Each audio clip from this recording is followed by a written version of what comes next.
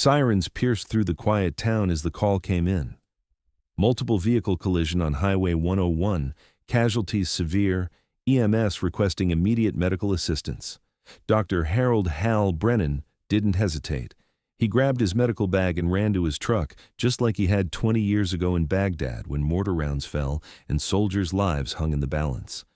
But this time, nobody in Millbrook knew that their gentle family doctor had once performed battlefield surgery in a combat zone where every second meant the difference between life and death.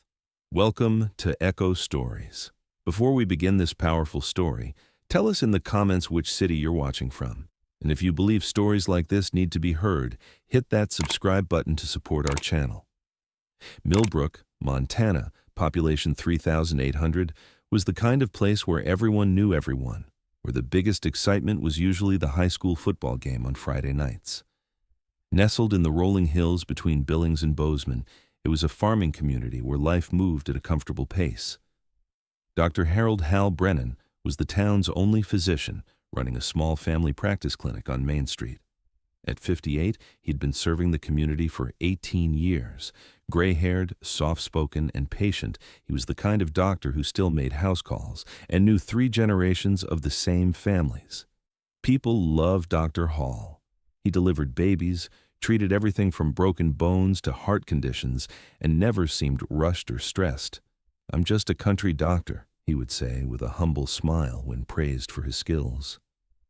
His hands were gentle when examining patients, his voice calm when delivering difficult news. But what the people of Millbrook didn't know was that those same hands had once worked under very different circumstances. 20 years ago, Staff Sergeant Hal Brennan had been the chief medic of a forward surgical team in Iraq, where he performed emergency surgery under fire and saved lives in conditions most doctors couldn't imagine. Dr. Brennan's clinic was a converted house on Elm Street with a small waiting room, 2 examination rooms, and a basic surgery setup. He worked with one nurse, Martha, who had been with him since he opened the practice.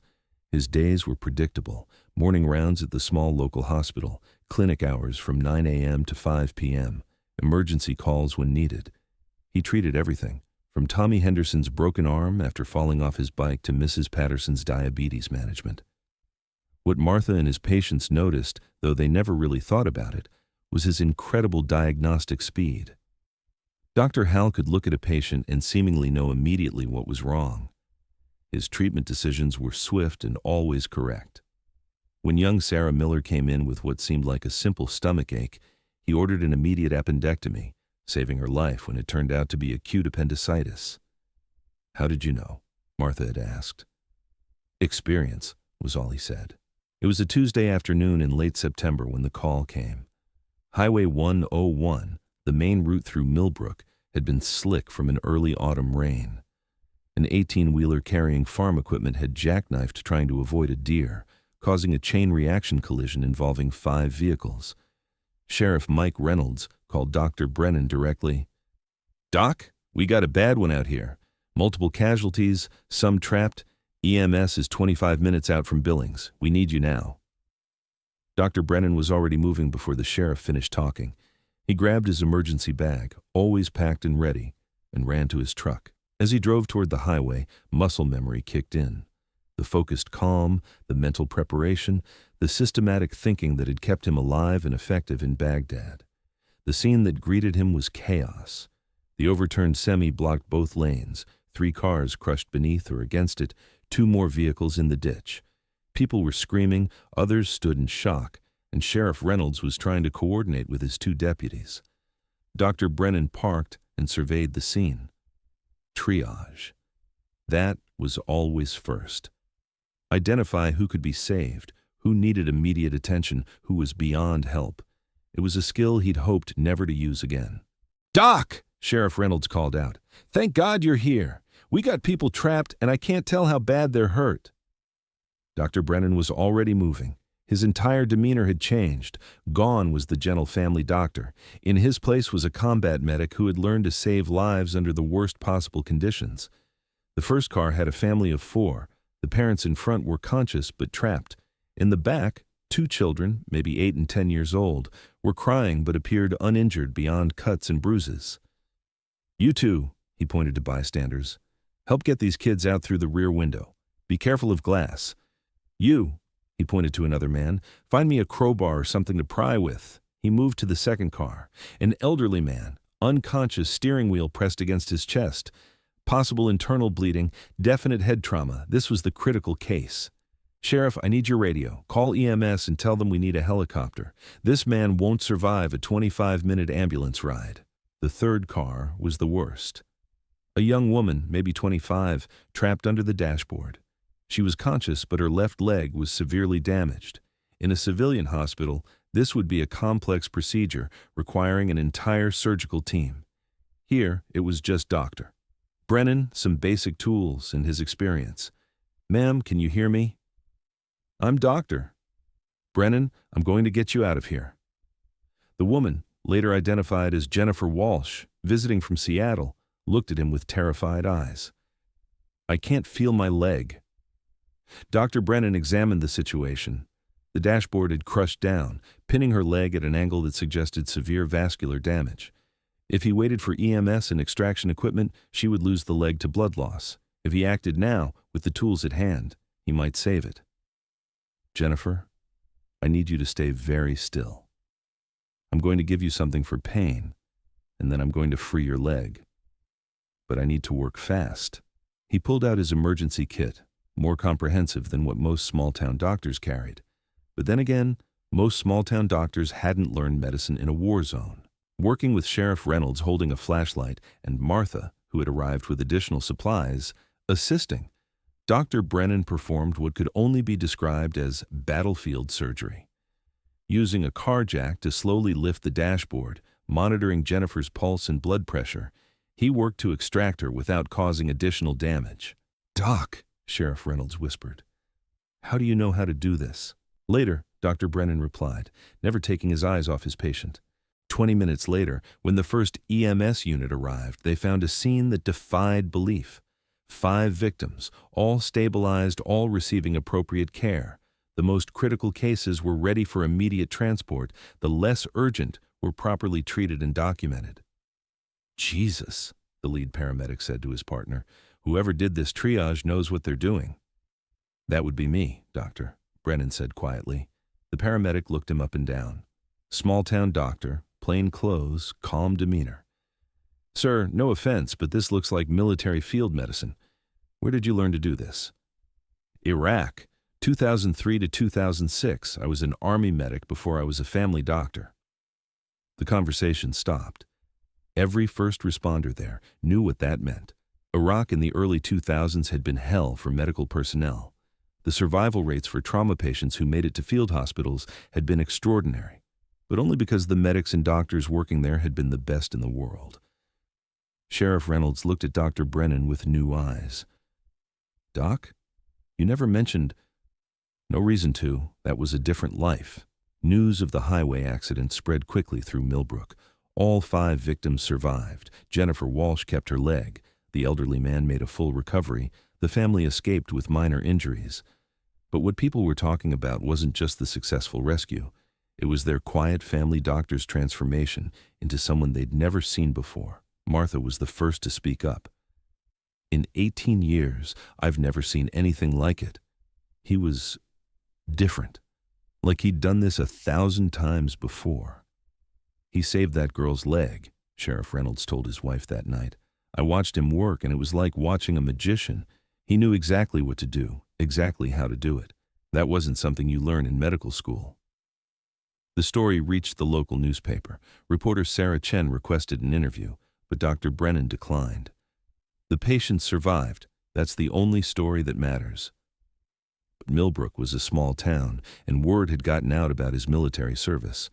People began looking at their gentle family doctor differently. In the days following the accident, Dr. Brennan's clinic was busier than usual. Not because of medical emergencies, but because people wanted to see him, to understand who he really was. Old Tom Henderson, whose grandson Tommy had broken his arm, came in for a routine checkup and lingered in the examination room. Doc, is it true what they're saying about you being in the war? Dr. Brennan continued examining Tom's blood pressure. I served in Iraq, yes. As a medic? among other things.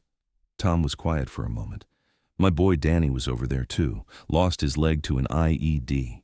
He said the medics saved his life, got him stable before they could get him to a real hospital. Dr. Brennan finished the examination. The medics did their job, just like I do mine here. But Doc, those medics, they were heroes, saving lives under fire and all. Tom, I save lives here too. Mrs. Patterson's diabetes, your grandson's broken bone that could have been worse, little Sarah's appendix. The location doesn't make the work more or less important. Word spread beyond Millbrook. The Regional Medical Association heard about the highway incident. Dr. James Morrison, chief of surgery at Billings General Hospital, drove out to meet with Dr. Brennan. Hal, I've reviewed the incident reports. What you did out there was remarkable. We could use someone with your skills in our trauma unit. Dr. Brennan poured coffee in his clinic's small break room. I appreciate the offer, Jim, but I'm needed here. But your skills, you're wasted in a small town practice. Am I? I delivered 2 babies last month. I caught Mrs. Chen's breast cancer early. I've been treating the Williams family for 3 generations. That's not waste. That's continuity. Dr. Morrison pressed, but the trauma surgery, the emergency medicine, that's where you excel. I excelled there because I had to. I excel here because I choose to. That evening, Dr. Brennan sat in his small apartment above the clinic. On his desk were 2 photos, one of his Army medical unit in Iraq and one of him delivering baby Emma Santos last Christmas, the first baby born in Millbrook that year. The difference between the 2 lives was stark. In Iraq, success was measured in soldiers who lived to fight another day. In Millbrook, success was measured in families who stayed healthy, in children who grew up strong, in elderly people who lived their final years with dignity. Both mattered. Both required skill, dedication, and the ability to remain calm under pressure. But only one allowed him to sleep peacefully at night. His phone rang. Martha's voice. Doc, we got a call. Jenny Martinez is in labor and it's coming fast. Dr. Brennan smiled, grabbed his bag, and headed out into the Montana night. Some things never changed, whether in Baghdad or Millbrook. When people needed help, you answered the call. The Martinez family lived on a ranch 15 miles outside town. When Dr. Brennan arrived, it was clear this baby wasn't going to wait for a trip to the hospital. How far apart are the contractions? He asked Jenny's husband, Carlos. About 2 minutes, Doc. She says it's coming now. Dr. Brennan sat up in the bedroom with the same calm efficiency he'd shown on the highway. Rural deliveries were part of his practice, but this one was complicated. The baby was breech. In a major hospital, this would be an automatic C-section. Here, with limited resources, Dr. Brennan had to rely on skills that went back to his military training. Improvisation, calm under pressure, and the ability to make life or death decisions quickly. Jenny, I need you to listen to me carefully. This baby is positioned feet first, which makes things more challenging. But I've delivered breech babies before, and we're going to do this together. 2 hours later, Maria Elena Martinez entered the world, healthy, crying, and perfect. As Dr. Brennan cleaned up and filled out the birth certificate, Carlos Martinez shook his hand. Doc, Jenny's sister had a breech baby in Denver last year. Took a whole team of doctors and emergency surgery. How did you make it look so easy? Dr. Brennan packed his instruments. Experience, Carlos. Just experience. In the weeks that followed, life in Millbrook settled back into its normal rhythm. Dr. Brennan continued his rounds, his clinic hours, his house calls. The highway accident became a story people told, but the town's gentle doctor remained the same man he'd always been. But something had changed in how people saw him. There was a new level of respect, a recognition that their family doctor carried experiences and skills far beyond what they had imagined. Young mothers brought their children in, not just because Dr. Hal was good with kids, but because they knew those hands had saved lives in the most extreme circumstances. Elderly patients trusted his judgment not just because he was thorough, but because they knew he'd made life and death decisions under pressure. Dr. Brennan never spoke about Iraq unless directly asked, and even then, his answers were brief. He didn't tell war stories or talk about his decorations, which Martha had discovered included a Bronze Star and Purple Heart when she'd accidentally seen his discharge papers. The past is the past, he told her when she mentioned it. What matters is taking care of people today. 6 months later, Dr. Brennan was back to his regular routine, but with one addition. He now served as the unofficial emergency coordinator for the county. When accidents happened, when natural disasters struck, when medical emergencies overwhelmed the normal response system, people called Dr. Hal. He trained the volunteer fire department in basic trauma response. He worked with EMS to improve their protocols. He quietly made sure that if another highway accident happened, Millbrook would be better prepared. But mostly, he continued being what he'd always been, the doctor who knew everyone's name, who remembered to ask about kids' soccer games, who never seemed too busy to listen to an elderly patient's concerns. Sheriff Reynolds stopped by the clinic one afternoon, not for medical care, but just to check in. "Doc, you ever miss it?